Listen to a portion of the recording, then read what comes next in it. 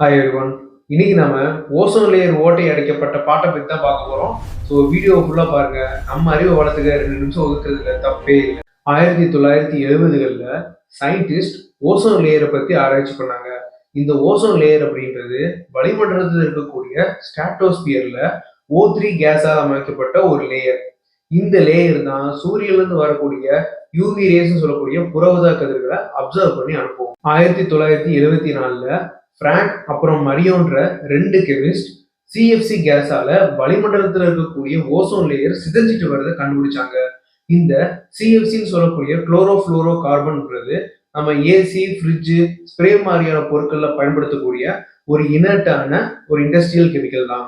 என்னதான் இந்த கெமிக்கல் ஸ்டேபிளா இருந்தாலும் ஸ்ட்ராட்டோஸ்பியர் அடையும் போது யூவி ரேடியேஷன்னால குளோரினா கன்வெர்ட் ஆயிரும்.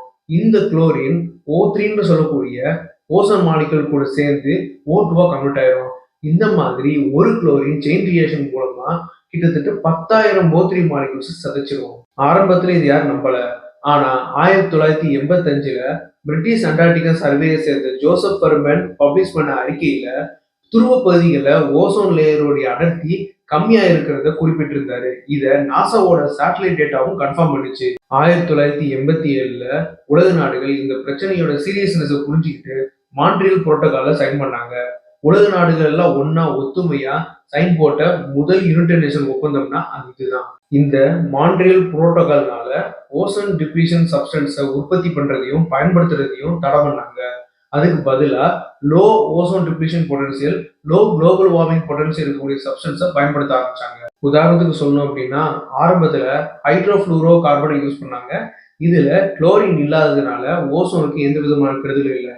ஆனா இது ஒரு கிரீன் ஹவுஸ் கேஸ்ன்றதுனால அதுக்கு பதிலா ஐசோபியூட்டேன் தான் நம்ம இப்போ ஏசிலையும் ஃப்ரிட்ஜ் மாதிரியான பொருட்களையும் யூஸ் பண்ணிட்டு வரோம். இதனால ஓசோனுக்கும் குளோபல் வார்மிங்க்கும் பெரிய ப்ராப்ளம் ஒன்றும் கிடையாது. இந்த மான்ட்ரியல் புரோட்டோகால் ஒரு சக்சஸ்ஃபுல்லான ஒப்பந்தமா இருந்துட்டு வருது. இதனால 99% ஓசோன் டிப்ளீஷன் சப்ஸ்டன்ஸை நம்ம பயன்படுத்துறதையும் உற்பத்தி பண்றதையும் டோட்டலா நிறுத்திட்டோம்.